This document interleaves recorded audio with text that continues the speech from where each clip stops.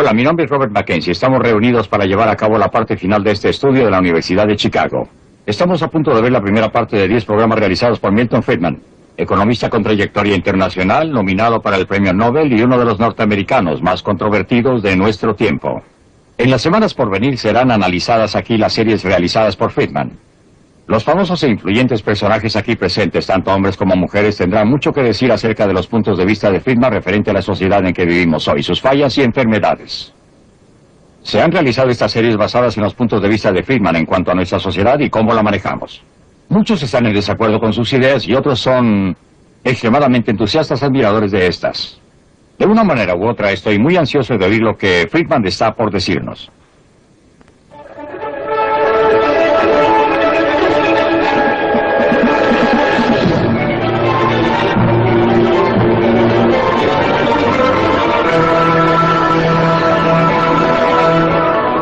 Libre para elegir. Desde el punto de vista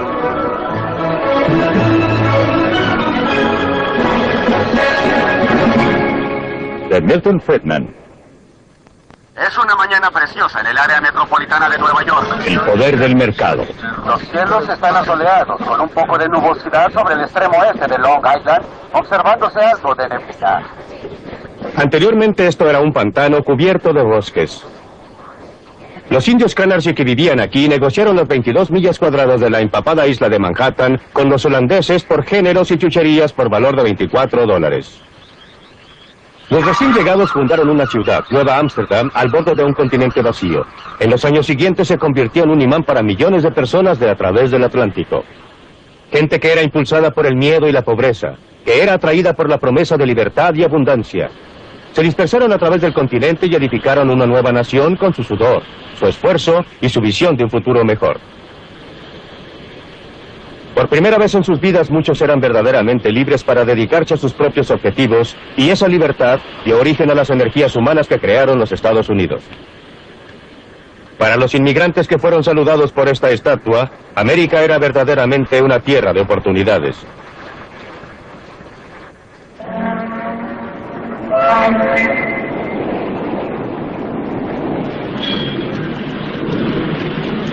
Se lanzaron a tierra con sus mejores ropas, ansiosos y ávidos, cargando sus pocas pertenencias. Eran pobres, pero todos tenían mucha esperanza.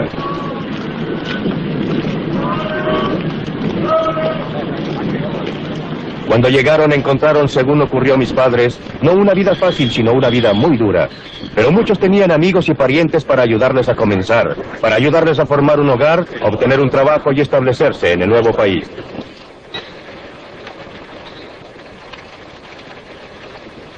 Existían muchas recompensas para el trabajo duro, empuje y capacidad. La vida era dura, pero las oportunidades eran reales. Existían pocos programas de auxilio gubernamental a que recurrir y nadie los esperaba, pero también había pocas restricciones y ningún reglamento, ninguna licencia que conseguir, ningún permiso a obtener, ningún papeleo que los restringiera. En realidad encontraron un mercado libre y la mayoría de ellos florecieron aquí. Mucha gente todavía llega a los Estados Unidos impulsada por las mismas presiones y atraída por la misma promesa. Usted los puede encontrar en lugares como este. Es Chinatown, en Nueva York, uno de los centros de la industria de la ropa. Un lugar donde cientos de miles de recién llegados han probado la vida en el nuevo país por primera vez. La gente que vive y trabaja aquí es igual a los primeros colonizadores. Quieren mejorar su suerte y están dispuestos a trabajar duro para lograrlo. Aunque no he estado a menudo en fábricas similares a esta, la conozco muy bien, porque esta es exactamente la misma clase de fábrica donde mi madre trabajó cuando llegó por primera vez a este país, a la edad de 14 años, hace casi 90. Y si no hubieran existido fábricas como esta en ese momento en que ella pudo comenzar a trabajar y ganar un poco de dinero, no habría podido venir, y en caso que yo existiera, sería un ruso o un húngaro en vez de un americano. Por supuesto que ella no se quedó aquí por mucho tiempo, se quedó hasta que aprendió el idioma. Mientras desarrollaba algún sentimiento por el país y gradualmente pudo crearse a sí misma una vida mejor. Similarmente, la gente que está ahora son igual que mi madre, inmigrantes de un país distante. Vinieron aquí porque les gusta más y tienen mayores oportunidades. Un lugar como este da la oportunidad de empezar. No se van a quedar aquí por mucho tiempo ni para siempre. Al contrario, ellos y sus hijos se crearán una vida mejor a medida que aprovechen las oportunidades que les proporciona un mercado libre. La ironía es que este lugar viola muchos de los estándares que actualmente consideramos como el derecho de cada trabajador. Está mal ventilado, está atestado de gente, y los trabajadores aceptan una tarifa inferior a la sindical. Viola cada regla del libro. Pero si fuera cerrado, ¿quién se beneficiaría? Ciertamente no la gente aquí. Su vida parece bastante dura comparada con la nuestra. Pero esto solamente porque nuestros padres o abuelos pasaron por esa etapa por nosotros. Nosotros podemos comenzar en un punto superior.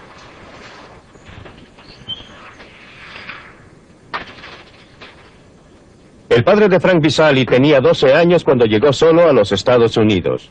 Llegó de Sicilia. Eso ocurrió hace 53 años.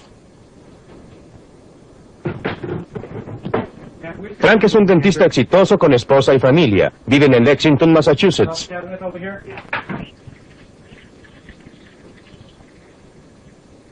Estupendo, una botella llena toda la garrafa.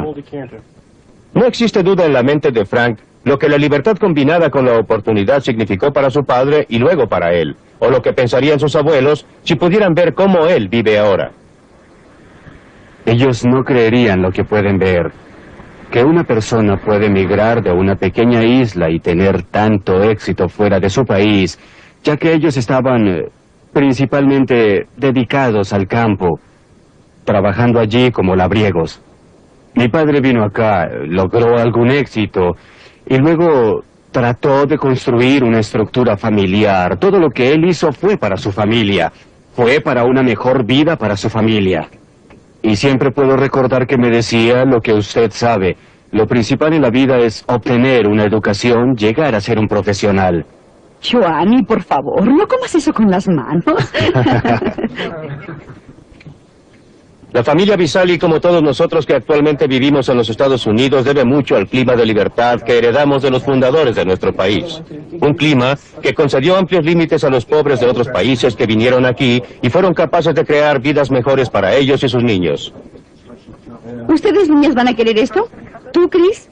Yo sé que no quieres la crema batida. Pero en los últimos 50 años, hemos estado despilfarrando esa herencia al permitir al gobierno que controle más y más nuestras vidas, en vez de basarnos en nosotros mismos.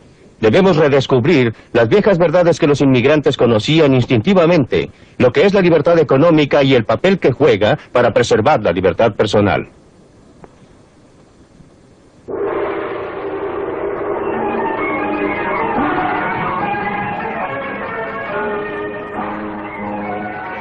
Por eso vine aquí, al Mar del Sur de la China. Es un lugar donde existe un experimento casi de laboratorio respecto a lo que ocurre cuando el gobierno se limita a sus propias funciones y da libertad a la gente para que trate de obtener sus propios objetivos. Si usted quiere ver cómo el mercado libre realmente trabaja, debe venir a este lugar. Hong Kong, un lugar que carece casi totalmente de recursos naturales. Casi lo único que se puede nombrar es un gran puerto, pero la ausencia de recursos naturales no ha impedido un rápido desarrollo económico.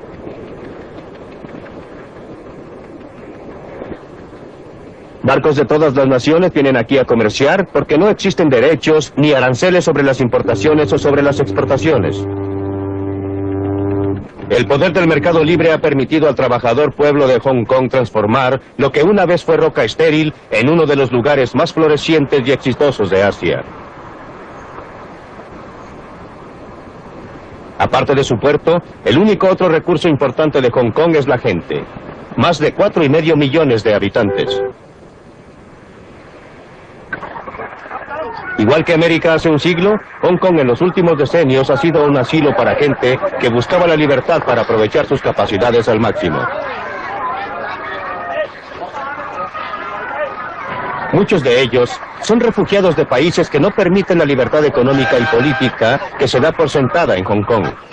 A pesar de un rápido crecimiento de la población, a pesar de la falta de recursos naturales, el estándar de vida es uno de los más altos en toda el Asia.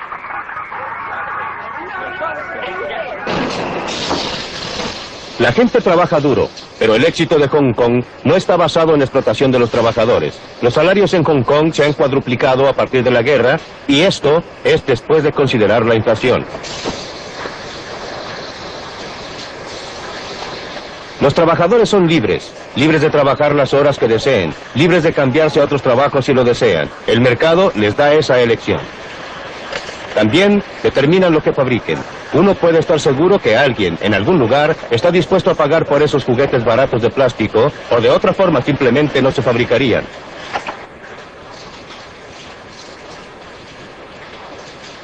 La competencia de lugares tales como Corea del Sur y Taiwán ha hecho que los productos baratos sean menos rentables, y por eso, los hombres de negocios de Hong Kong se han estado adaptando.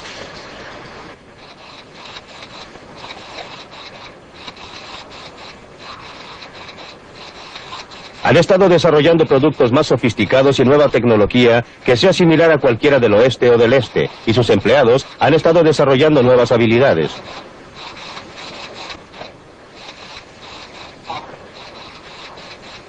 Hong Kong no se detiene jamás. Siempre hay algún negocio que hacer, alguna oportunidad que debe ser aprovechada. Por mucho tiempo ha sido un centro de turismo y el paraíso del comprador, y actualmente es uno de los centros comerciales del este. Es la gente común de Hong Kong la que se beneficia de todo ese esfuerzo y empresas.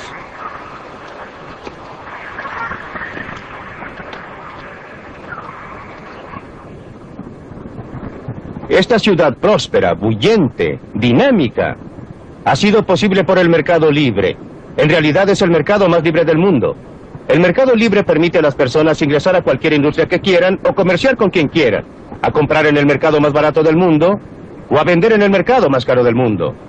Pero lo más importante es que si fracasan deben soportar la pérdida. Si tienen éxito, obtienen el beneficio.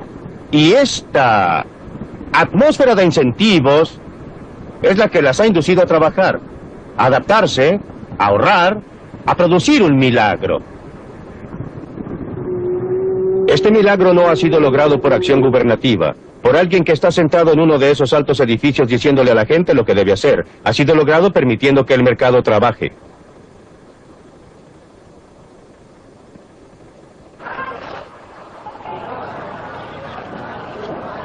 Camine por cualquier calle de Hong Kong y verá las fuerzas impersonales del mercado en operación. El señor Chong fabrica contenedores de metal. Nadie se lo ha ordenado. Lo hace porque ha descubierto que le va mejor en esa forma que haciendo cualquier otra cosa. Pero si la demanda por los contenedores de metal disminuye, o si alguien descubre una forma más barata de hacerlos, el señor Chang pronto recibirá el mensaje. Unas pocas puertas más allá, la firma del señor Yu ha estado haciendo trajes de novia tradicionales de Cantón durante 40 años. Pero la demanda por estos trajes complicados está disminuyendo. La firma ya lo sabe y está buscando otro producto. El mercado dice a los productores no solo lo que deben producir, sino en la forma en que deben producirlo, a través de una gama de precios, el costo de materiales, los salarios de los obreros, etcétera, etcétera. Por ejemplo, si estos obreros pueden ganar más haciendo otra cosa, el señor Ho rápidamente encontraría la forma de mecanizar su producto de marcos para cuadros. Dentro de esta tienda china de medicinas se está desarrollando una transacción del mercado. La confianza del cliente en que esta prueba que parece dolorosa le ayudará no se basa en ningún certificado oficial de la capacidad del osteólogo. Viene de la experiencia propia o de sus amigos. A su vez, el médico lo trata no porque le haya sido ordenado, sino porque será pagado. La transacción es voluntaria, y así ambas partes deben esperar beneficiarse o de otra forma no tendría lugar.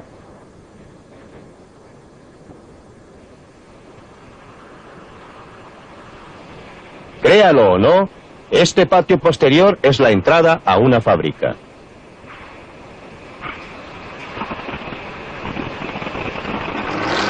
Los obreros que aparecen aquí están entre algunos de los mejores pagados de Hong Kong. Hace calor, está húmedo y hay mucho ruido. Los obreros son altamente capacitados y por eso perciben salarios altos. Podrían convencer a su empleador que mejore las condiciones laborales ofreciendo trabajar por menos. pero prefieren aceptarlas, obtener los sueldos altos y gastarlos a su gusto. Esa es su elección. La mejor declaración conocida de los principios de un mercado libre, la clase de mercado libre que opera en Hong Kong, fue escrita al otro lado del mundo.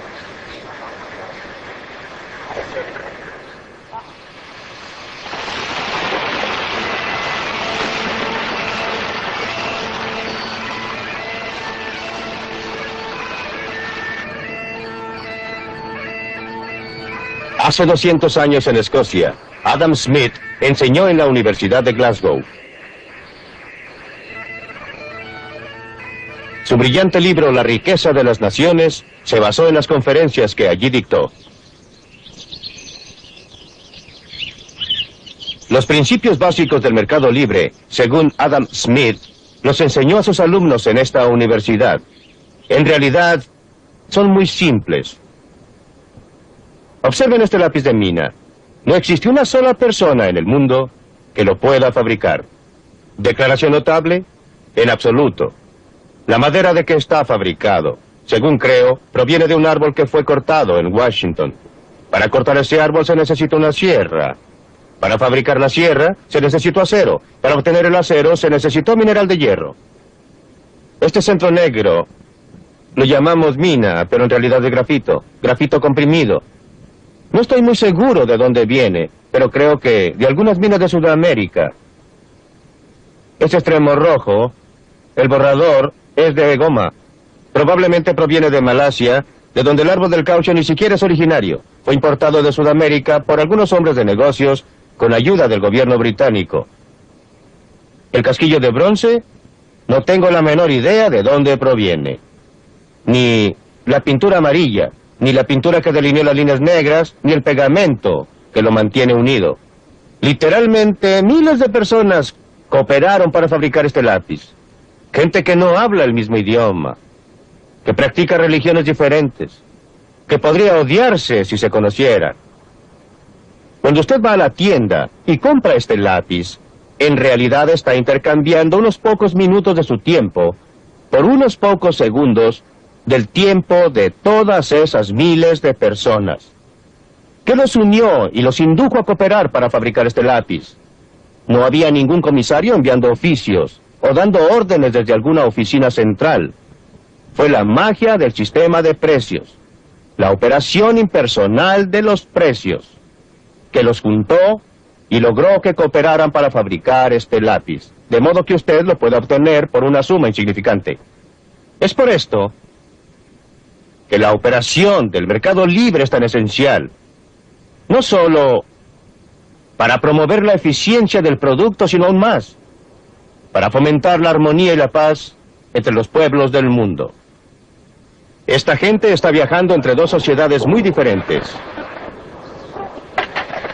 Este es Lo U, el punto fronterizo oficial entre China y Hong Kong. Existe una cantidad considerable de tráfico en esta frontera. La gente la atraviesa con un poco de más libertad que anteriormente. Mucha gente de Hong Kong comercia en la China y el mercado ha ayudado a unir a los dos países más estrechamente. Pero las barreras entre ellos son aún muy reales. A este lado de la frontera, la gente es libre no solo en el mercado, sino con respecto a toda su vida. Tienen libertad para hacer lo que quieran, para escribir lo que quieran, para actuar según les agrade. Esto no sucede allá. Por eso la gente de la China que no puede obtener permiso de salida, llega a extremos peligrosos para escapar. Arriesgan sus vidas. Muchos pierden sus vidas, pero eso no impide que otros lo sigan. Algunos son atraídos por el estándar de vida material más alto de Hong Kong, pero aún más por el natural deseo humano de ser libres. La gente que obtiene permiso oficial para abandonar la China es muy afortunada. Podrán gozar de los beneficios de la libertad económica que encontrarán en Hong Kong. Pero lo que es más importante, eso les dará una libertad más amplia. La libertad humana y política nunca ha existido y no puede existir sin una gran medida de libertad económica. Aquellos de entre nosotros que hemos tenido la suerte de haber nacido en una sociedad libre, tendemos a tomar la libertad, a considerarla como el estado natural de la humanidad. No lo es. Es una cosa singular y preciosa. La mayoría de la gente a través de la historia, la mayoría de la gente actualmente, ha vivido bajo condiciones de tiranía y miseria, no de libertad y prosperidad. La demostración más clara de lo mucho que la gente aprecia la libertad es la forma en que votan con sus pies, cuando no tienen otra forma de votar.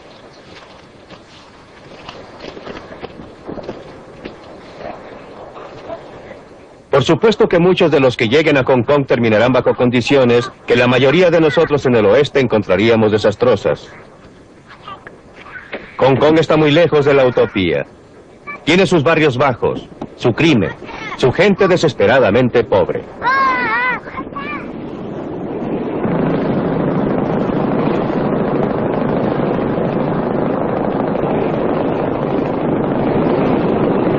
Pero la gente es libre.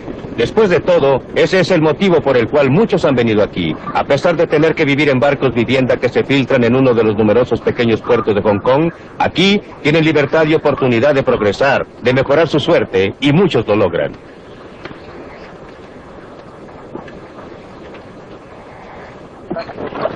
Es cierto que existe una pobreza espantosa en Hong Kong, pero la situación de la gente está mejorando. Están mucho mejor ahora que cuando recién llegaron atravesando la frontera con la China. Y esa pobreza, tan tremenda para nosotros porque estamos acostumbrados a estándares de vida mucho más altos, no es pobreza en opinión de la mayoría de los pueblos del mundo. Es una pobreza a la cual aspiran, un estado de cosas que desearían lograr.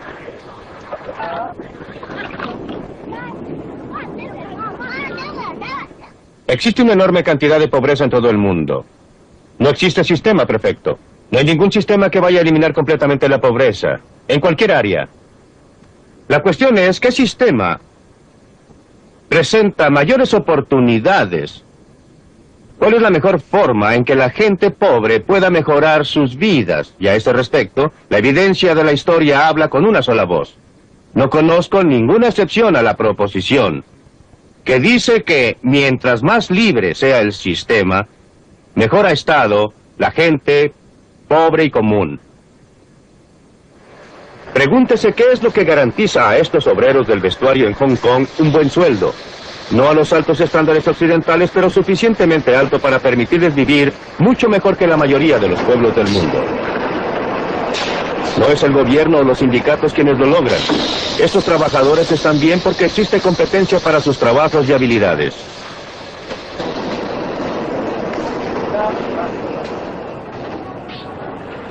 Cuando un hombre de negocios tiene problemas, un mercado amenaza con desaparecer o se presenta un nuevo competidor, y hay dos cosas que se pueden hacer. Puede dirigirse al gobierno pidiendo un arancel o una cuota o alguna otra restricción a la competencia, o puede ajustarse y adaptarse. En Hong Kong la primera opción está cerrada. Hong Kong depende demasiado del comercio exterior y el gobierno simplemente ha debido adoptar una política sana de no interferencia. Esto es duro para algunos individuos, pero extremadamente sano para la sociedad en conjunto. Solo los hombres de negocios, que pueden adaptarse, que son flexibles y ajustables, sobreviven y crean buenas oportunidades de empleo para el resto. La ausencia total de aranceles o cualquier otra restricción al comercio es uno de los principales motivos porque Hong Kong ha podido proporcionar un estándar de vida que crece rápidamente. Aún la China comunista reconoce el éxito de Hong Kong. Se ha instalado aquí y ahora acepta el símbolo universal del capitalismo. El Banco de China, el banco oficial de la China comunista, es el mayor banco de Hong Kong. No hay duda que la China comunista reconoce el poder del mercado. En todo esto, el gobierno de Hong Kong ha tenido un rol importante, no solo por lo que ha hecho, sino por lo que ha dejado de hacer. Ha asegurado que se cumpla con las leyes y los contratos. Ha proporcionado las condiciones para que pueda operar un mercado libre. Pero lo que es más importante, no ha tratado de dirigir las actividades económicas de la colonia.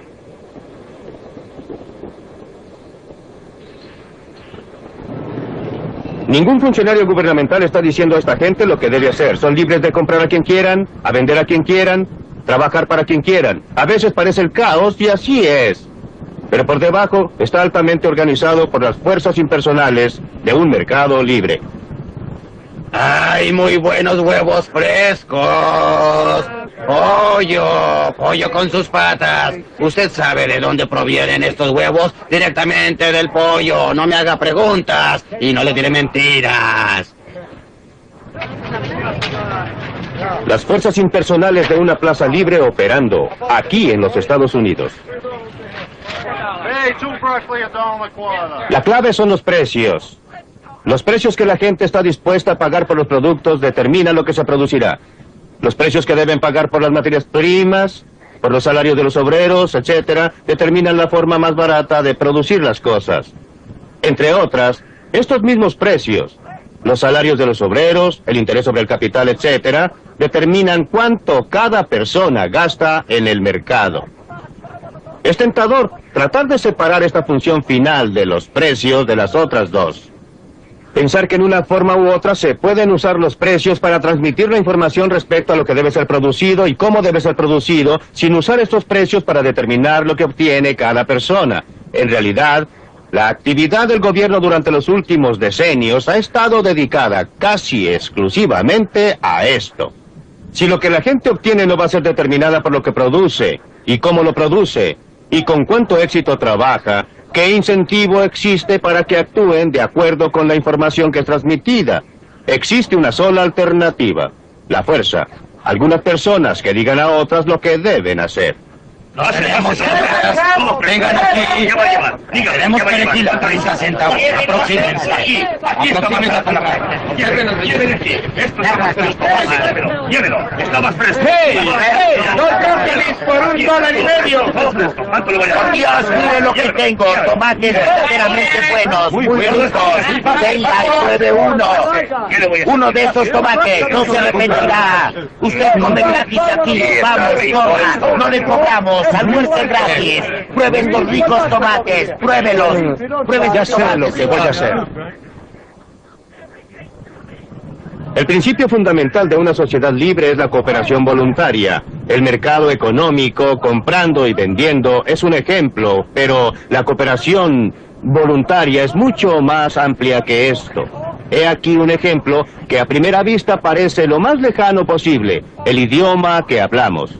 Las palabras que usamos, la estructura compleja de nuestra gramática, ninguna oficina gubernamental la diseñó. Se originó en la interacción voluntaria de gente que quería comunicarse entre sí.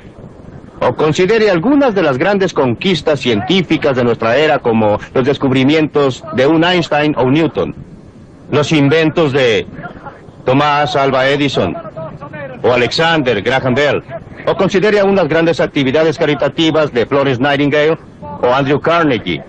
Esto no fue efectuado cumpliendo con las órdenes del gobierno, fueron hechos por individuos que estaban interesados en lo que hacían, desarrollaban sus propios intereses y cooperaban entre sí.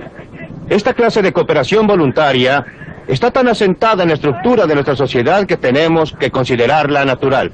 Pero el total de nuestra civilización occidental es la consecuencia involuntaria de esta clase de cooperación voluntaria, de gente que coopera entre sí para desarrollar sus propios intereses, pero que al hacerlo edificó una gran sociedad.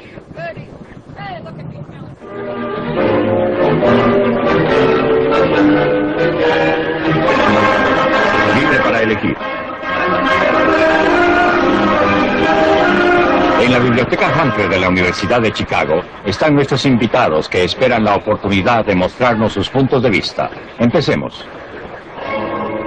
Me pareció que estaba diciendo que la edad dorada de América, cuando realmente era una tierra de oportunidades, fue a fines del siglo XIX a comienzos del siglo XX, cuando no existían reglamentos, permisos o papeleo. Yo alegaría que el gobierno tuvo un rol decisivo en una enorme concesión a los ferrocarriles para crear una economía capitalista norteamericana.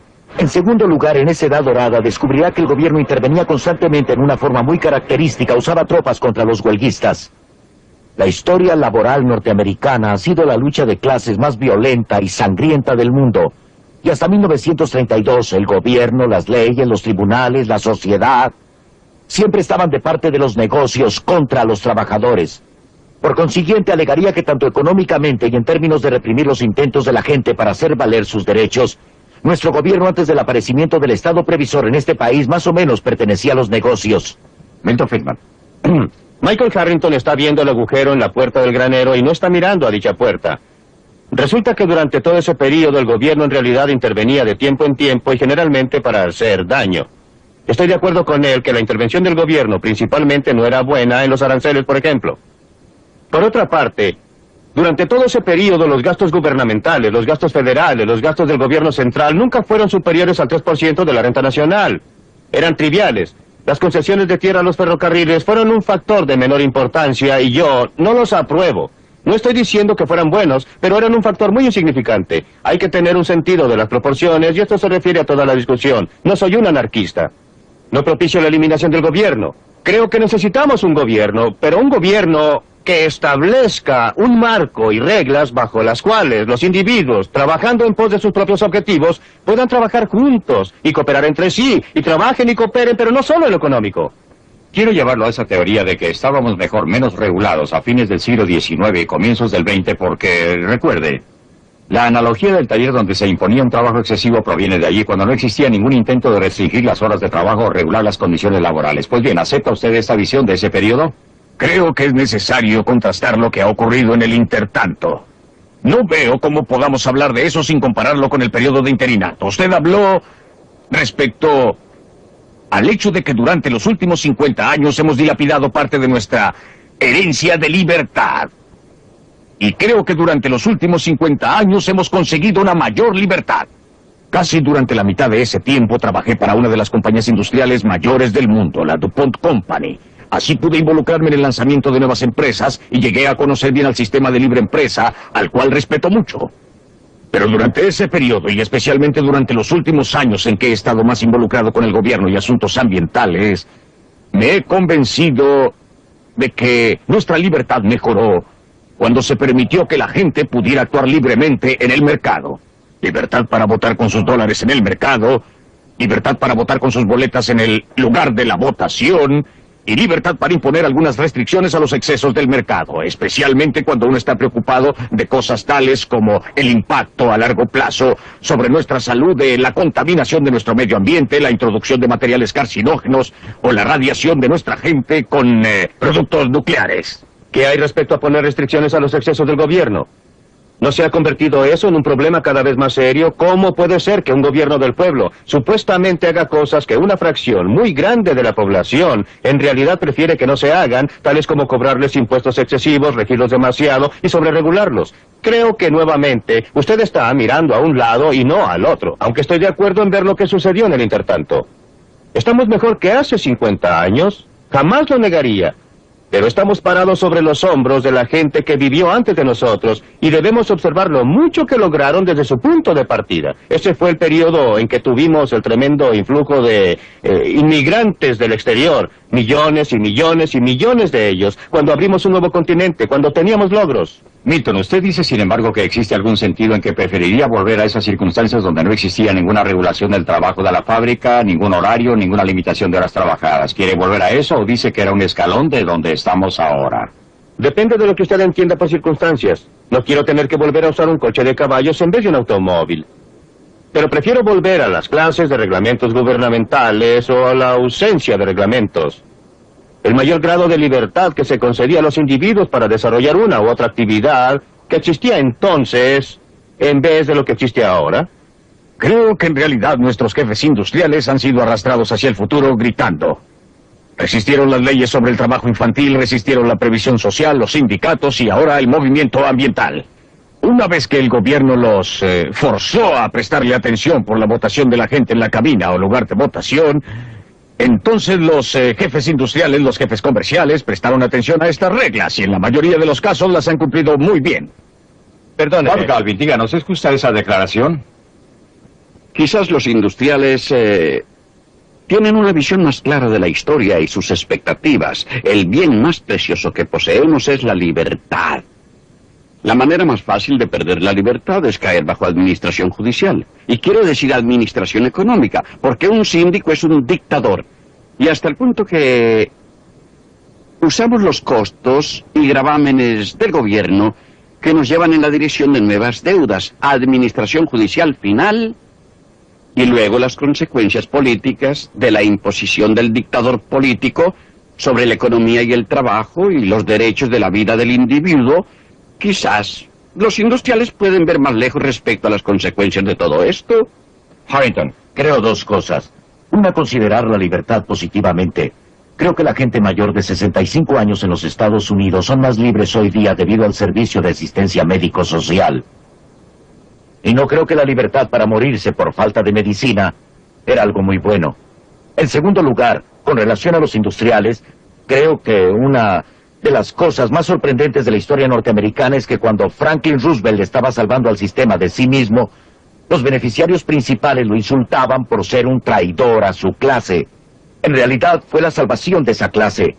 Y creo por consiguiente que si ustedes observan nuestra historia encontrarán una tremenda miopía de parte de los industriales y descubrirán que los aumentos positivos en nuestra libertad, lo que es bastante interesante, no han venido de nuestros graduados de las universidades, sino a menudo de la gente, no de la mejor gente. Han venido de los trabajadores, han venido de gente pobre, de los negros, hispanos y similares.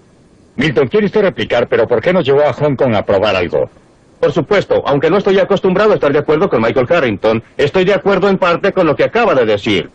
No creo que sea correcto plantear la situación en términos de industria versus gobierno. Por el contrario, uno de los motivos por que estoy a favor de menos gobierno es porque cuando hay más, los industriales se hacen cargo de él, y los dos juntos forman una coalición contra el trabajador común y el consumidor común. Creo que el comercio es una institución maravillosa siempre que tenga que enfrentarse a competencia en el mercado y no pueda salirse con la suya excepto producir un mejor producto a un costo menor. Por eso no quiero que el gobierno intervenga y ayude a la comunidad de negocios. Ahora quiero considerar su pregunta respecto a atención médica. Mucha gente se ha beneficiado con la atención médica, pero usted no está considerando el aspecto costos. ¿Qué ha sucedido a la gente que lo está pagando? Porque no es un bien gratis, no viene de la nada.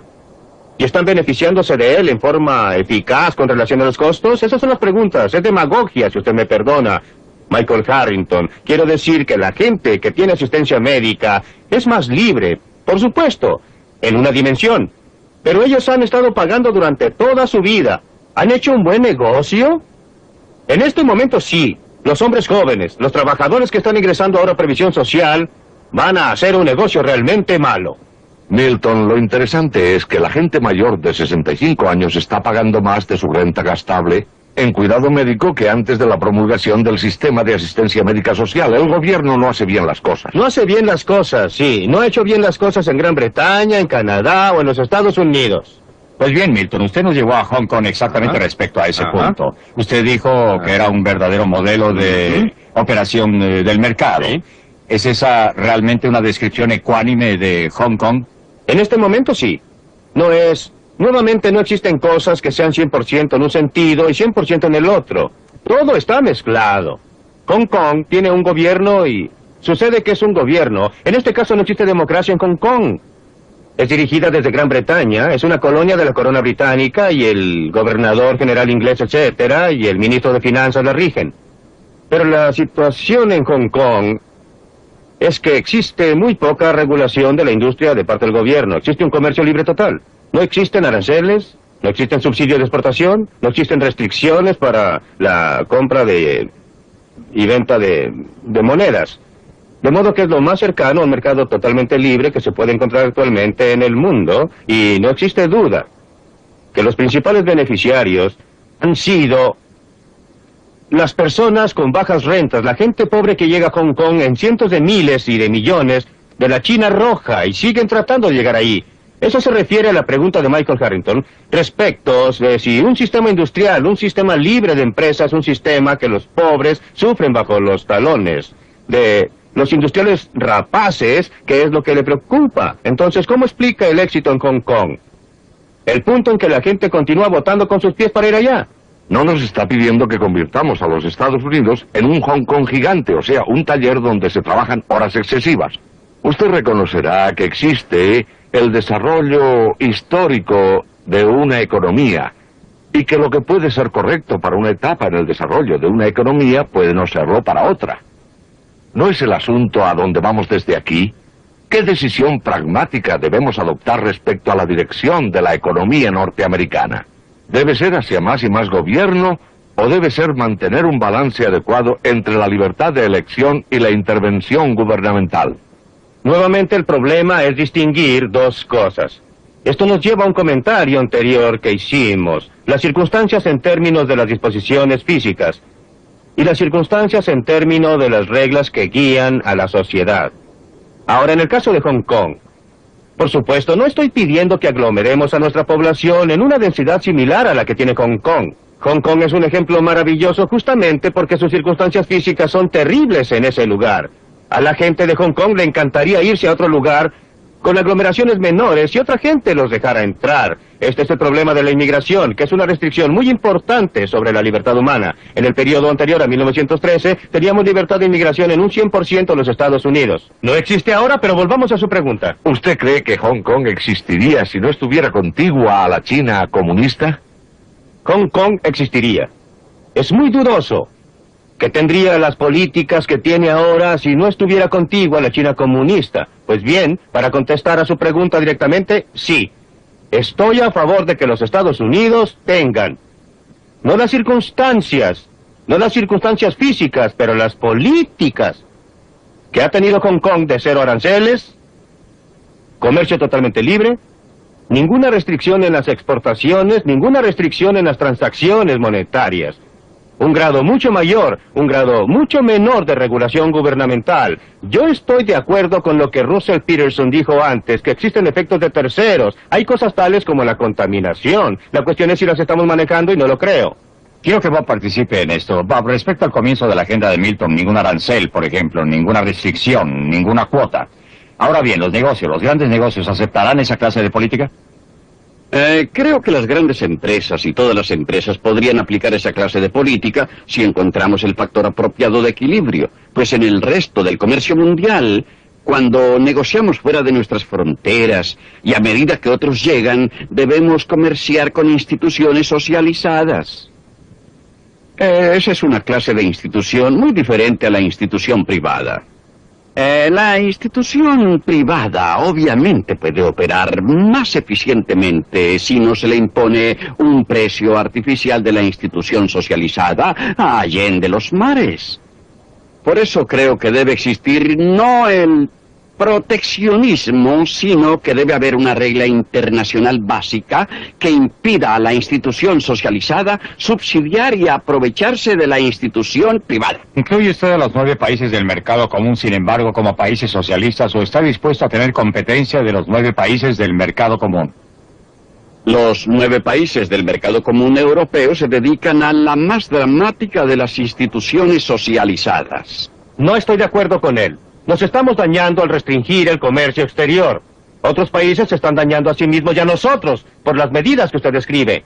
Pero solo nos estamos dañando más si los imitamos. No creo, Dr. Friedman, que su madre obtendría un trabajo de costura hoy en América si no existiera ningún arancel. Lo que ocurriría es que no habría ningún trabajo de costura en América y haríamos computadoras. Pero existirían otra clase de trabajo si yo obtendría trabajo como una empleada a nivel bajo en una fabricación de computadoras.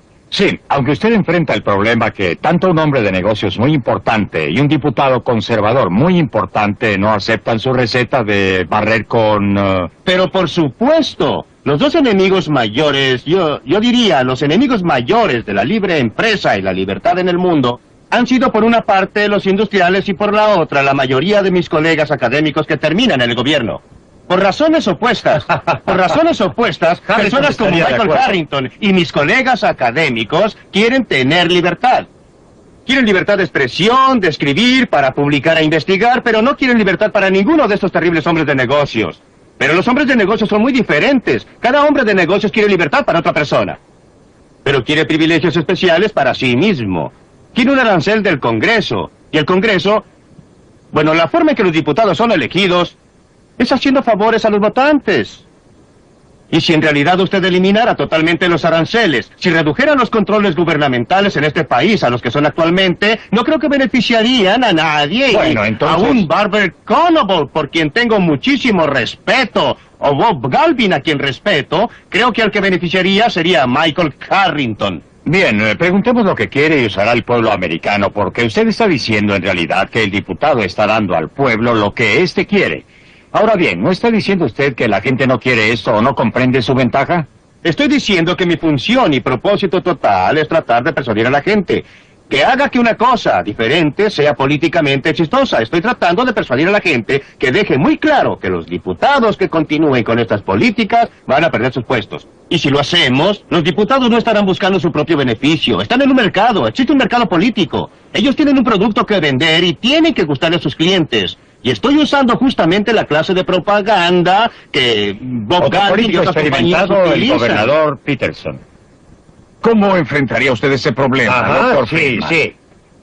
La gente decidió que quería aire fresco. Lo necesitábamos. Y así construimos la industria del aire acondicionado. Cientos de miles de puestos, enormes ganancias, y casi todos nosotros tenemos actualmente hogares, autos y oficinas con aire acondicionado. Luego la gente decidió que quería aire limpio, pero no podía comprarlo en el mercado. Y entonces votaron en los lugares de votación. Obtuvieron que sus representantes elegidos fueran al Congreso y dijeran, vamos a tener aire limpio. Pues bien, de la noche a la mañana, se creó un nuevo mercado y el sistema de libre empresa respondió a eso. Y actualmente existe una gran industria ambiental que obtiene ganancias y proporciona empleos. Pero también sirve esta necesidad pública de tener la libertad de respirar aire limpio. Usted subestima burdamente el grado en que el mercado privado es capaz de hacerlo. No es accidente que el aire, antes de tener ninguna de esta legislación, el aire y el agua son más limpios hoy en día en los Estados Unidos que lo que fue hace 100 años. Usted sabe que el automóvil agregó una clase de contaminación, pero eliminó otra clase de contaminación peor. Si usted considera el aspecto que tendrían hoy las calles de Nueva York, si todavía se transportara a la gente en vehículos tirados por caballos, tendría una contaminación a una escala que lo abismaría. Del mismo modo, no es por accidente que el aire esté más limpio y el agua más pura en los países que actualmente son los más adelantados. No es en Afganistán donde usted encontrará aire y agua sin contaminar. Es en los países desarrollados. Así, el mercado es un mecanismo mucho más sutil que lo que la gente reconoce. Me gustaría volver al mundo real, porque en el mundo real no existe ninguna posibilidad de que los negocios norteamericanos, que son un sistema comercial que depende de la seguridad social, vaya a adoptar estas ideas. La forma en que estas ideas funcionan en el mundo real es como una racionalización del mito de la libre empresa que disfraza el hecho del capitalismo de Estado como un argumento contra la intervención social, en una sociedad que en realidad interviene muy rápido a favor de la industria del acero. Finalmente, en términos del proceso político norteamericano, no creo que el proceso político sea tan simple que la gente elija al gobierno. El hecho es que cuando un Jimmy Carter es elegido presidente con una plataforma relativamente liberal, tiene que ganarse la confianza de los hombres de negocios, debido al control del proceso de inversión de parte del poder corporativo. Y creo que ese hecho, el poder corporativo, racionalizado por los mitos de la libre empresa, es el problema central de la libertad de nuestra época, y eso es lo que debe ser atacado. Antes de volver a Milton... No, tengo que comentar sobre esto porque no creo que podamos permitir que las palabras obstruyan lo que realmente es el caso. Creo que usted cree que no tenemos socialismo. Yo le diría que el 46% de cada corporación de este país pertenece al gobierno de los Estados Unidos. Ese es el impuesto a la renta cooperativo, y eso significa que de cada dólar de utilidad obtenido por la corporación, 46 centavos van al gobierno de los Estados Unidos. El impuesto efectivo es muy superior a esto porque se tributa el doble cuando corresponde al individuo. Y el punto hasta el cual las corporaciones controlan sus decisiones de inversión se ha visto reducido en forma creciente. El gobierno está ordenando que gasten sus fondos de inversión a nombre del control de la contaminación o a nombre de otras cosas. Es un mito suponer que existe aquí alguna clase de gran poder cooperativo. Hubo una época en que las corporaciones tenían mucho más influencia que ahora, pero actualmente son una minoría sitiada, me parece más bien una mayoría dominante. Me gustaría que los otros participaran en esto por un momento. ¿Cuál es el proceso para ustedes que quieren alejar al Estado o reducir la influencia gubernamental en la operación de la economía? Antes de dejar a Milton comentar al respecto, ¿qué haría usted como político activo, como otro político y como hombre de negocios? Personalmente creo que debemos controlar el crecimiento del gobierno en el futuro, poniendo un límite en los desembolsos del gobierno. Me gustaría ver una enmienda constitucional que lo logre, si no, continuaremos con que el gobierno va creciendo más rápido que la economía, y así empuja más y más al Producto Nacional Bruto a través del cuerno de lata del gobierno. Creo que sería un error y algo difícil de hacer. Espero que descubramos algún modo de hacerlo sin perder la libertad en absoluto. Gobernador Peterson, ¿puede ser? Creo que avanzaremos sustancialmente fomentando nuestra sociedad pluralista, estimulando y educando más gente para que piense en forma global. Creo que uno de los grandes problemas de nuestro mundo es que los jefes del gobierno y la industria tienen poca visión. No miran el impacto a largo plazo de sus decisiones. Y en una democracia como la nuestra, la gente tiene el poder, igual como lo dicen los libros de estudio. Y si logra este entendimiento y conocimiento mayor, se va a preocupar de que los intereses especiales que eligieron a los funcionarios estén a tono, sean reelegidos. Y ellos observarán los puntos de vista a largo plazo, igual que la ciudadanía. Por eso estoy totalmente a favor de un impulso total para obtener esta libertad para votar en el lugar de votación, agregada a la libertad del mercado, porque es esta una combinación potente. Pero votar en el lugar de votación es una clase de libertad muy diferente a votar en el mercado. Cuando usted vota en el lugar de votación, es importante, pero es muy diferente. Cuando usted vota por un programa. Y si está en minoría, pierde. No obtiene lo que quiere. Cuando usted vota en el mercado, cada persona obtiene lo que quiere. Si usted vota, digamos, por...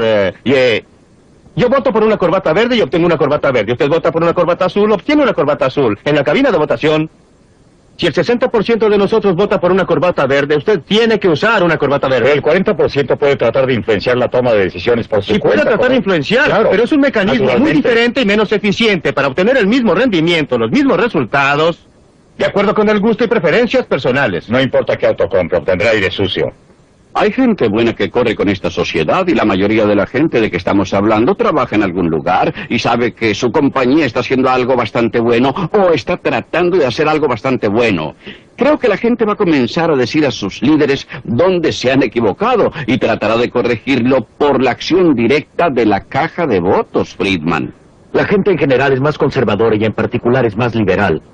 Si usted pregunta a la gente qué piensa del gobierno, dirá, sáquenmelo de encima, menos impuestos. Si usted pregunta en particular con relación a la salud nacional, al empleo total, el gobierno es el empleador del último recurso. Respecto a la contaminación, hagan algo.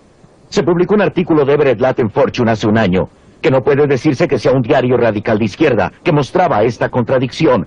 Creo que existe actualmente en los Estados Unidos un rápido movimiento a la izquierda, a la derecha y al centro, que obviamente espero que no será resuelto por una reducción general cuyo objetivo sea principalmente la gente pobre y trabajadora, sino por una democratización creciente del poder económico y por una democratización creciente del gobierno.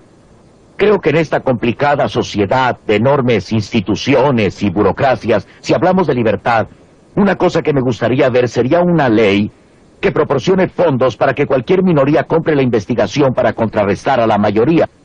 Si usted carece de la pericia, del conocimiento de tecnología hoy día, está fuera del debate.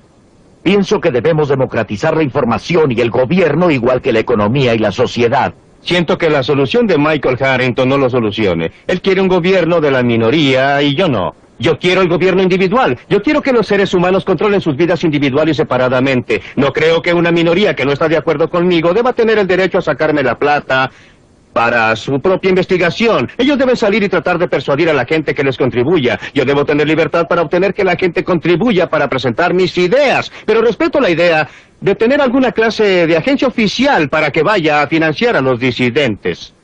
En primer lugar, cualquier persona que tenga algún sentido de realismo respecto a la forma en que opera el gobierno sabrá que terminará en manos de la mayoría y no de la minoría. Pero ¿puede el gobierno en esta economía mundial compleja, extremadamente interdependiente que se está desarrollando? ¿Puede usted creer místicamente en la mano invisible de Adam Smith? Ocurre que pienso que Adam Smith fue una de las figuras intelectuales más grandes de la historia del mundo y que el capitalismo fue uno de los avances mayores que jamás haya obtenido la humanidad.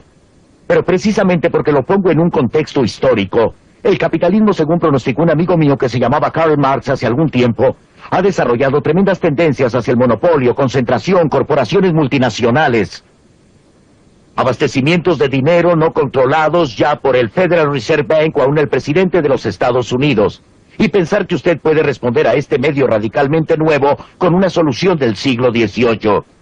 Creo realmente que corresponde a un ejercicio intelectual cuyo efecto práctico y político es racionalizar el poder conservador en América. Esto es un mito completo, que el progreso de un país desarrollado interiormente en un mundo más complicado necesita la intervención gubernamental. La intervención gubernamental no ha crecido en aquellas áreas que se derivan de la total interdependencia del mundo. ¿Dónde crece?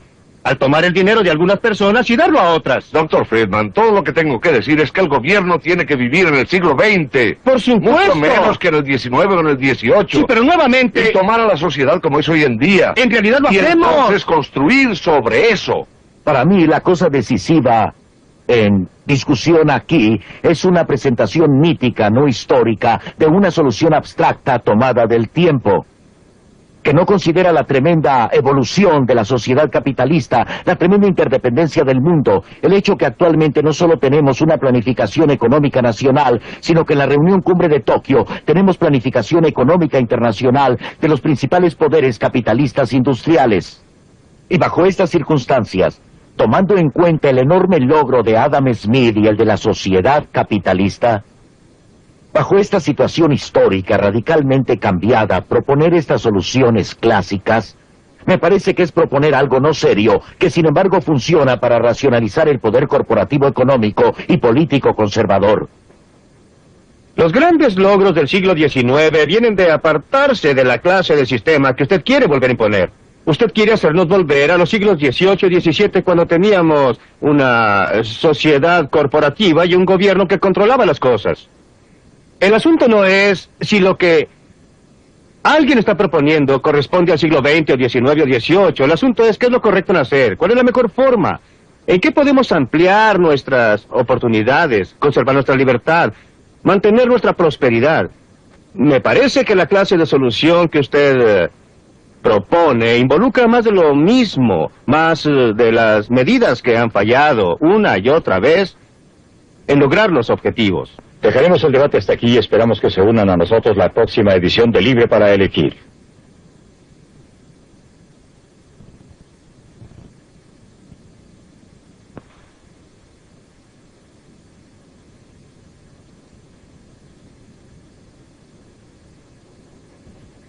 Cuando el gobierno trata de controlar la economía, ¿qué es lo que no funciona? Milton Friedman observa estos problemas en compañía de gobernadores en ejercicio en Inglaterra, India y los Estados Unidos. No se pierda este realístico programa acerca del mundo en el cual vivimos. Será la próxima semana en Libre para Elegir.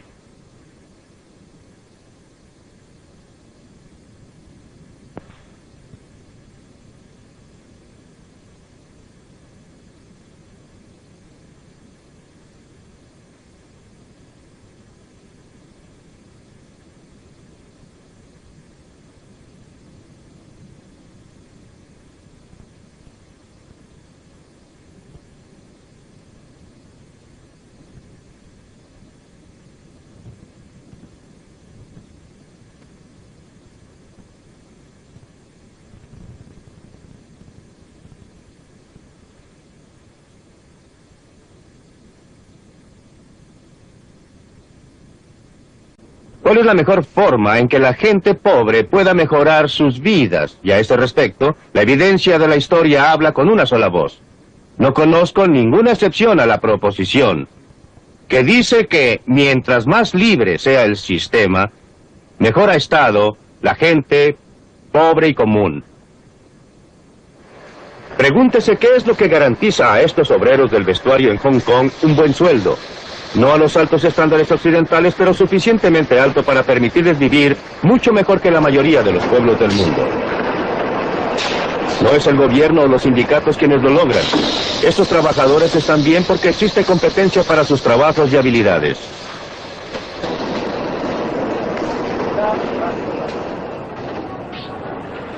Cuando un hombre de negocios tiene problemas, un mercado amenaza con desaparecer o se presenta un nuevo competidor, y hay dos cosas que se pueden hacer. Puede dirigirse al gobierno pidiendo un arancel o una cuota o alguna otra restricción a la competencia, o puede ajustarse y adaptarse. En Hong Kong la primera opción está cerrada. Hong Kong depende demasiado del comercio exterior y el gobierno simplemente ha debido adoptar una política sana de no interferencia. Esto es duro para algunos individuos, pero extremadamente sano para la sociedad en conjunto. Solo los hombres de negocios que pueden adaptarse, que son flexibles y ajustables, sobreviven y crean buenas oportunidades de empleo para el resto. La ausencia total de aranceles o cualquier otra restricción al comercio es uno de los principales motivos porque Hong Kong ha podido proporcionar un estándar de vida que crece rápidamente. Aún la China comunista reconoce el éxito de Hong Kong. Se ha instalado aquí y ahora acepta el símbolo universal del capitalismo. El Banco de China, el banco oficial de la China comunista, es el mayor banco de Hong Kong. No hay duda que la China comunista reconoce el poder del mercado.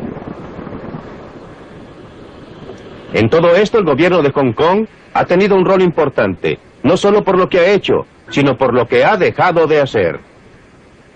Ha asegurado que se cumpla con las leyes y los contratos.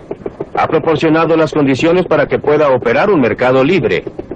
Pero lo que es más importante, no ha tratado de dirigir las actividades económicas de la colonia.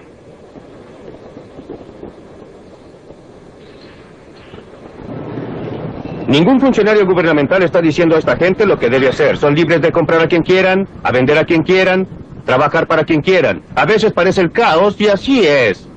Pero por debajo está altamente organizado por las fuerzas impersonales de un mercado libre. ¡Ay, muy buenos huevos frescos! ¡Pollo con sus patas! ¿Usted sabe de dónde provienen estos huevos? Directamente del pollo. No me haga preguntas y no le diré mentiras. Las fuerzas impersonales de una plaza libre operando aquí en los Estados Unidos. La clave son los precios. Los precios que la gente está dispuesta a pagar por los productos determinan lo que se producirá. Los precios que deben pagar por las materias primas, por los salarios de los obreros, etcétera, determinan la forma más barata de producir las cosas. Entre otras, estos mismos precios, los salarios de los obreros, el interés sobre el capital, etcétera, determinan cuánto cada persona gasta en el mercado. Es tentador tratar de separar esta función final de los precios de las otras dos. Pensar que en una forma u otra se pueden usar los precios para transmitir la información respecto a lo que debe ser producido y cómo debe ser producido, sin usar estos precios para determinar lo que obtiene cada persona. En realidad, la actividad del gobierno durante los últimos decenios ha estado dedicada casi exclusivamente a esto. Si lo que la gente obtiene no va a ser determinada por lo que produce, y cómo lo produce, y con cuánto éxito trabaja, ¿qué incentivo existe para que actúen de acuerdo con la información que es transmitida? Existe una sola alternativa, la fuerza. Algunas personas que digan a otras lo que deben hacer. ¡No tenemos otras! ¡Vengan aquí! Tenemos perejil a 30 centavos. Aproxímense. Aproxímense a la Llévenlo aquí. Llévelo. Está más fresco. ¡Hey! ¡Dos brócolis por $1.50! ¡Por Dios, mire lo que tengo! Tomates verdaderamente buenos, muy ricos. Venga, pruebe uno.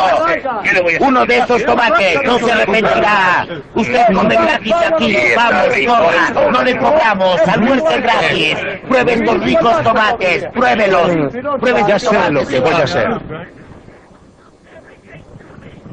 El principio fundamental de una sociedad libre es la cooperación voluntaria. El mercado económico, comprando y vendiendo, es un ejemplo, pero la cooperación voluntaria es mucho más amplia que esto. He aquí un ejemplo que a primera vista parece lo más lejano posible, el idioma que hablamos. Las palabras que usamos, la estructura compleja de nuestra gramática, ninguna oficina gubernamental.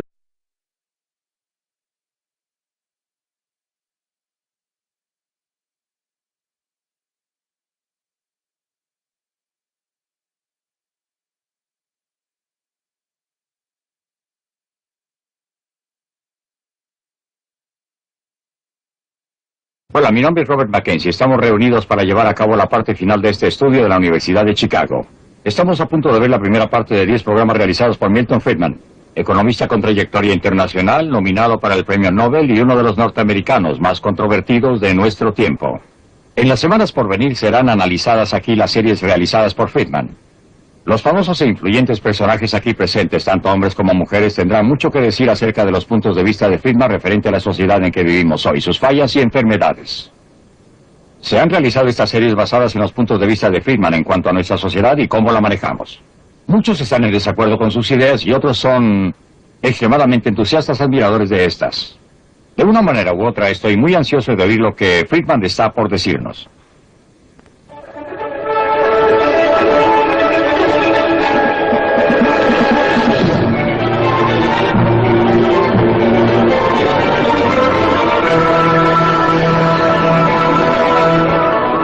Libre para elegir. Desde el punto de vista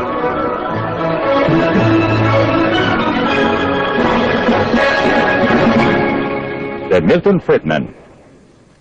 Es una mañana preciosa en el área metropolitana de Nueva York. El poder del mercado.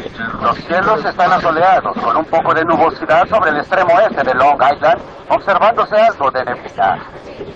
Anteriormente esto era un pantano cubierto de bosques.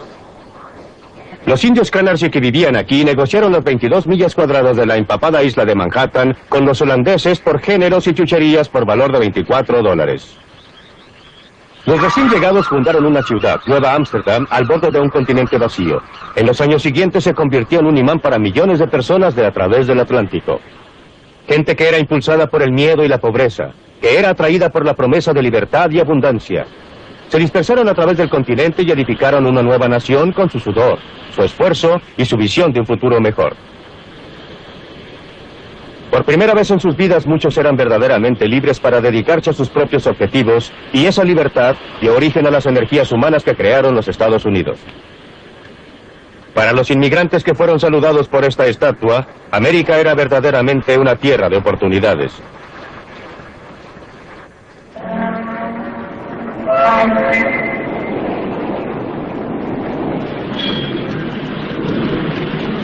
Se lanzaron a tierra con sus mejores ropas, ansiosos y ávidos, cargando sus pocas pertenencias. Eran pobres, pero todos tenían mucha esperanza.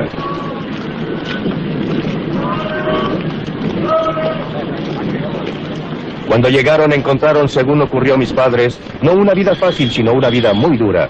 Pero muchos tenían amigos y parientes para ayudarles a comenzar, para ayudarles a formar un hogar, obtener un trabajo y establecerse en el nuevo país.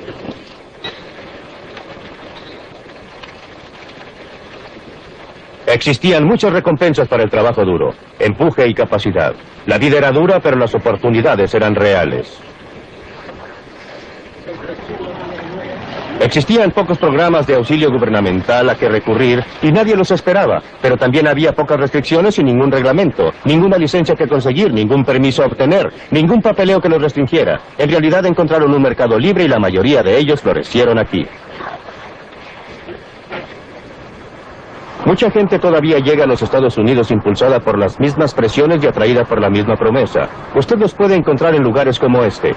Es Chinatown, en Nueva York, uno de los centros de la industria de la ropa. Un lugar donde cientos de miles de recién llegados han probado la vida en el nuevo país por primera vez.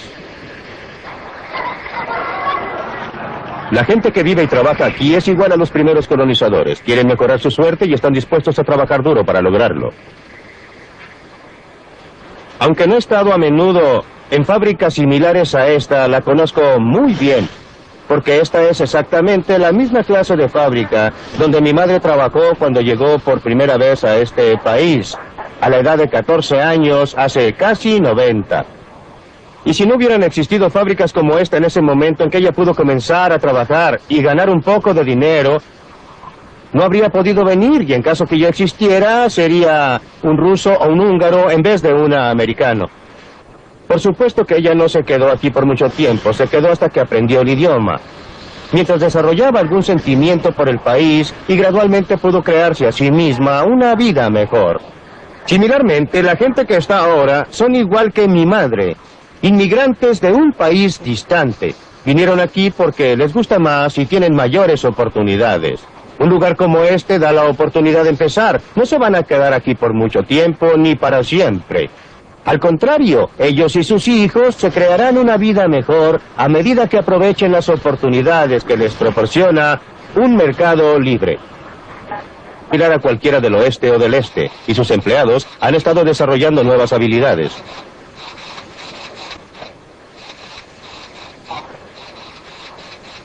Hong Kong no se detiene jamás. Siempre hay algún negocio que hacer, alguna oportunidad que debe ser aprovechada. Por mucho tiempo ha sido un centro de turismo y el paraíso del comprador, y actualmente es uno de los centros comerciales del este. Es la gente común de Hong Kong la que se beneficia de todo ese esfuerzo y empresas.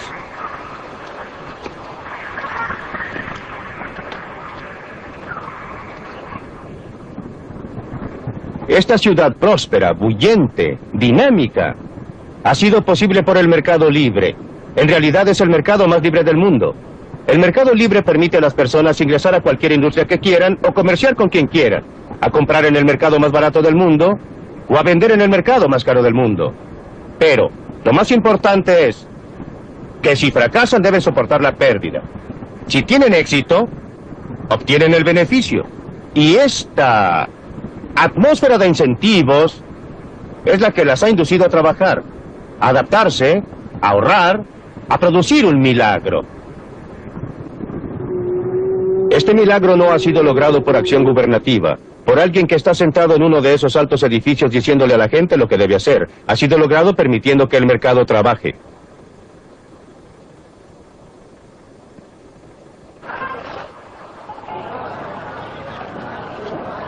Camine por cualquier calle de Hong Kong y verá las fuerzas impersonales del mercado en operación.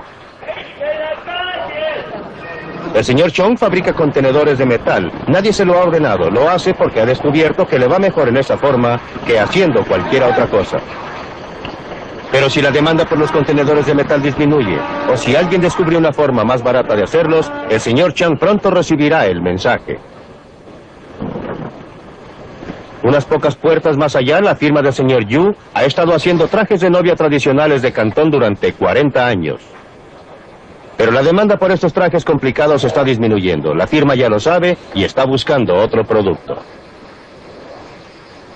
El mercado dice a los productores no solo lo que deben producir, sino en la forma en que deben producirlo, a través de una gama de precios, el costo de materiales, los salarios de los obreros, etcétera, etcétera. Por ejemplo, si estos obreros pueden ganar más haciendo otra cosa, el señor Ho rápidamente encontraría la forma de mecanizar su producto de marcos para cuadros. Dentro de esta tienda china de medicina se está desarrollando una transacción del mercado. La confianza del cliente en que esta prueba que parece dolorosa le ayudará no se basa en ningún certificado oficial de la capacidad del osteólogo. Viene de la experiencia propia o de sus amigos. A su vez, el médico lo trata no porque le haya sido ordenado, sino porque será pagado. La transacción es voluntaria, y así ambas partes deben esperar beneficiarse o de otra forma no tendría lugar.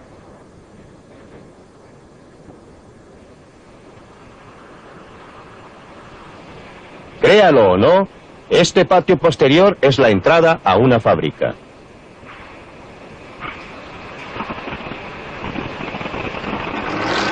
Los obreros que aparecen aquí están entre algunos de los mejores pagados de Hong Kong. Hace calor, está húmedo y hay mucho ruido. Los obreros son altamente capacitados y por eso perciben salarios altos. Podrían convencer a su empleador que mejore las condiciones laborales ofreciendo trabajar por menos, pero prefieren aceptarlas, obtener los sueldos altos y gastarlos a su gusto. Esa es su elección. La mejor declaración conocida de los principios de un mercado libre, la clase de mercado libre que opera en Hong Kong, fue escrita al otro lado del mundo.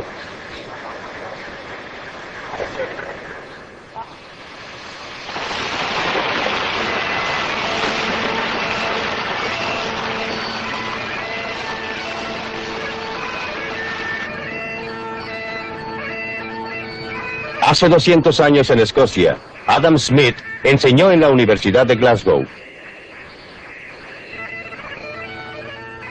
Su brillante libro La riqueza de las naciones se basó en las conferencias que allí dictó.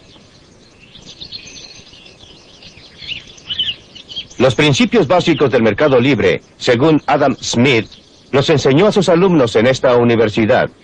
En realidad, son muy simples. Observen este lápiz de mina. No existe una sola persona en el mundo que lo pueda fabricar.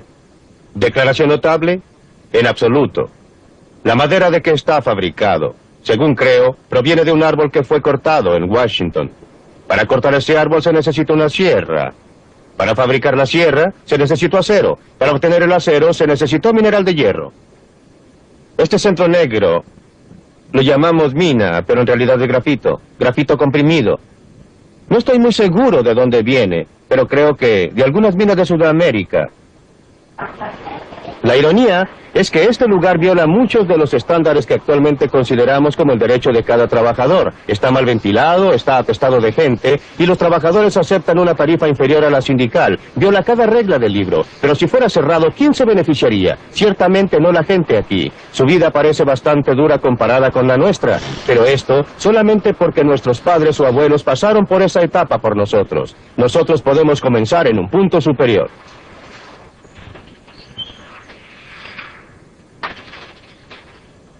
El padre de Frank Visali tenía 12 años cuando llegó solo a los Estados Unidos.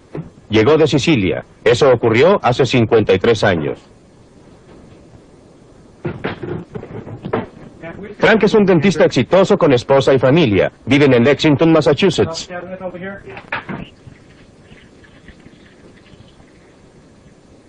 Estupendo, una botella llena toda la garrafa. No existe duda en la mente de Frank lo que la libertad combinada con la oportunidad significó para su padre y luego para él, o lo que pensarían sus abuelos si pudieran ver cómo él vive ahora. Ellos no creerían lo que pueden ver, que una persona puede emigrar de una pequeña isla y tener tanto éxito fuera de su país, ya que ellos estaban principalmente dedicados al campo, trabajando allí como labriegos. Mi padre vino acá, logró algún éxito, y luego trató de construir una estructura familiar. Todo lo que él hizo fue para su familia. Fue para una mejor vida para su familia. Y siempre puedo recordar que me decía lo que usted sabe. Lo principal en la vida es obtener una educación, llegar a ser un profesional. Joanny, por favor, no comas eso con las manos. La familia Visali, como todos nosotros que actualmente vivimos en los Estados Unidos, debe mucho al clima de libertad que heredamos de los fundadores de nuestro país. Un clima que concedió amplios límites a los pobres de otros países que vinieron aquí y fueron capaces de crear vidas mejores para ellos y sus niños. ¿Ustedes, niñas, van a querer esto? ¿Tú, Chris? Yo sé que no quieres la crema batida. Pero en los últimos 50 años, hemos estado despilfarrando esa herencia al permitir al gobierno que controle más y más nuestras vidas, en vez de basarnos en nosotros mismos. Debemos redescubrir las viejas verdades que los inmigrantes conocían instintivamente, lo que es la libertad económica y el papel que juega para preservar la libertad personal.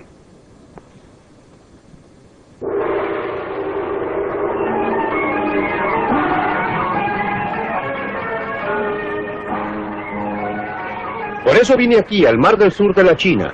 Es un lugar donde existe un experimento casi de laboratorio respecto a lo que ocurre cuando el gobierno se limita a sus propias funciones y da libertad a la gente para que trate de obtener sus propios objetivos. Si usted quiere ver cómo el mercado libre realmente trabaja, debe venir a este lugar. Hong Kong, un lugar que carece casi totalmente de recursos naturales. Casi lo único que se puede nombrar es un gran puerto, pero la ausencia de recursos naturales no ha impedido un rápido desarrollo económico.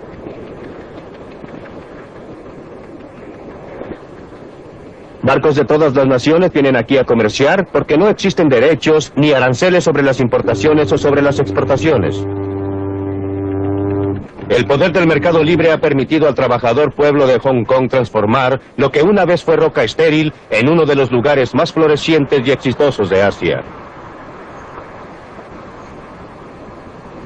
Aparte de su puerto, el único otro recurso importante de Hong Kong es la gente. Más de 4,5 millones de habitantes. Igual que América hace un siglo, Hong Kong en los últimos decenios ha sido un asilo para gente que buscaba la libertad para aprovechar sus capacidades al máximo. Muchos de ellos son refugiados de países que no permiten la libertad económica y política que se da por sentada en Hong Kong. A pesar de un rápido crecimiento de la población, a pesar de la falta de recursos naturales, el estándar de vida es uno de los más altos en toda el Asia.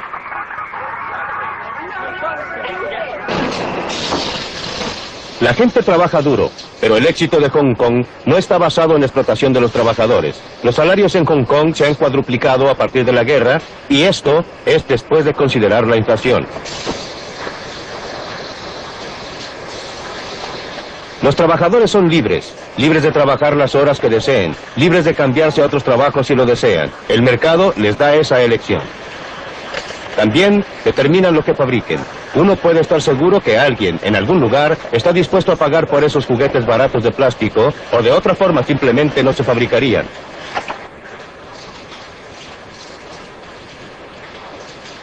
La competencia de lugares tales como Corea del Sur y Taiwán ha hecho que los productos baratos sean menos rentables, y por eso, los hombres de negocios de Hong Kong se han estado adaptando.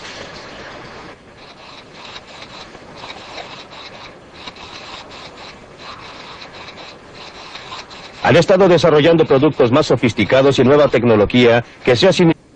Ese extremo rojo, el borrador, es de goma.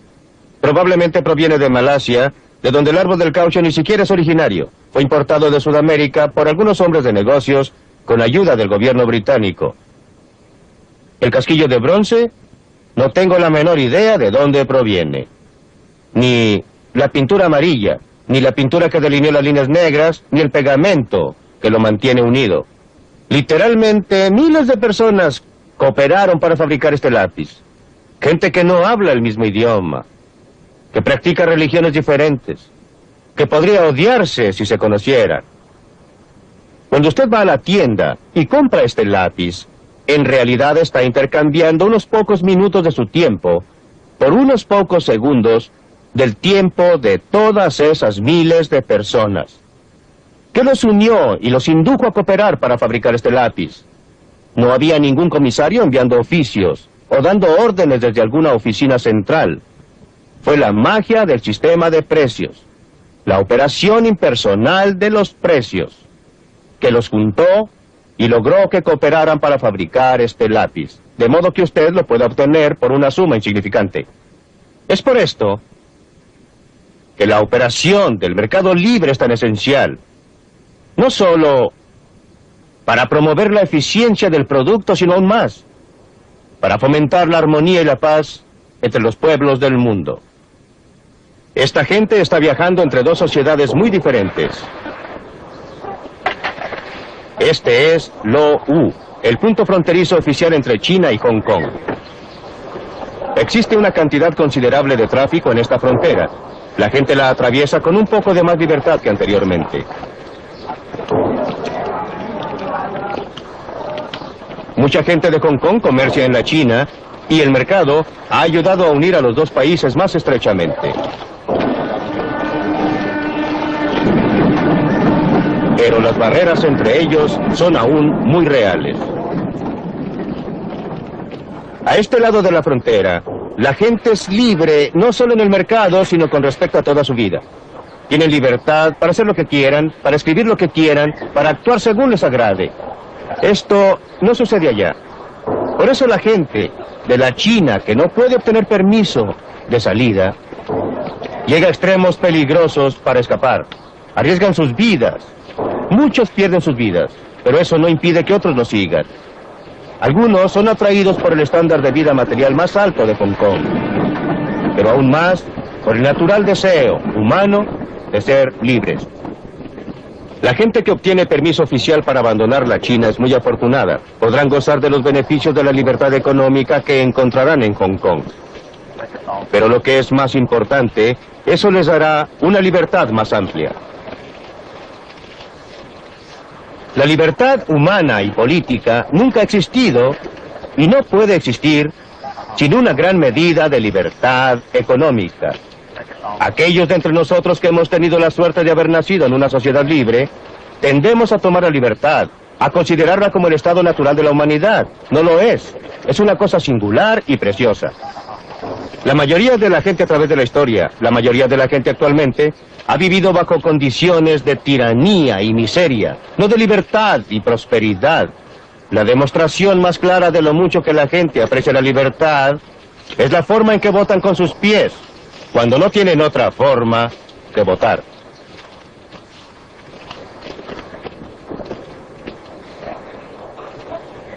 Por supuesto que muchos de los que lleguen a Hong Kong terminarán bajo condiciones que la mayoría de nosotros en el oeste encontraríamos desastrosas. Hong Kong está muy lejos de la utopía. Tiene sus barrios bajos, su crimen, su gente desesperadamente pobre.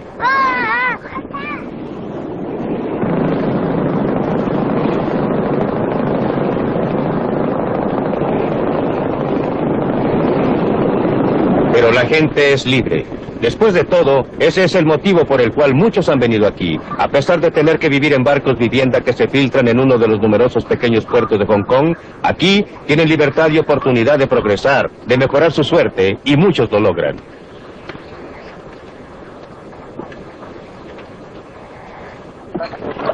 Es cierto que existe una pobreza espantosa en Hong Kong, pero la situación de la gente está mejorando. Están mucho mejor ahora que cuando recién llegaron atravesando la frontera con la China. Y esa pobreza, tan tremenda para nosotros porque estamos acostumbrados a estándares de vida mucho más altos, no es pobreza en opinión de la mayoría de los pueblos del mundo. Es una pobreza a la cual aspiran, un estado de cosas que desearían lograr.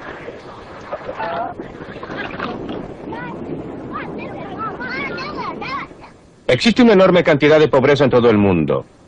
No existe sistema perfecto. No hay ningún sistema que vaya a eliminar completamente la pobreza, en cualquier área. La cuestión es, ¿qué sistema presenta mayores oportunidades